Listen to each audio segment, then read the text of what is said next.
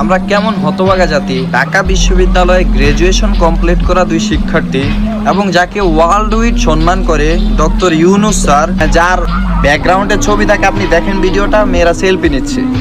এটা কিন্তু অন্য রাষ্ট্রে, বাংলাদেশে না। এবং মেসি থেকে রোনালদোরা তার সাথে সেলফি নিতে আসে। বার্সা মেইন ক্লাবটা তাকে ইনভাইট করে, তাকে অস্ট্রেলিয়া আমেরিকার প্রেসিডেন্টরা তাকে সম্মান করে। তার জীবন কাহিনী, তার লাইফস্টাইল সম্পর্কে বই মেক করা হয়, বই আমেরিকার স্কুলে পড়ানো হয়।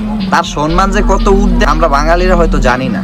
এই প্রধান উপদেষ্টা ডক্টর ইউনুস যেদিন থেকে বাংলাদেশের সরকার দায়িত্বে পাইছে না, আমি শান্তিতে, আমি গর্ব করি তারই না। কেননা এখন যে কোনো একটা দেশ আমাদের বাংলাদেশ নিয়ে কথা কইলে একবার হইলেও চিন্তা করবো যে ডক্টর ইউনুস স্যার আছে, কোনো আওয়াজ চলবো না। এটা আমাদের শক্তি ভাই, এই শক্তিটা আমরা ধরে রাখতে চাই না।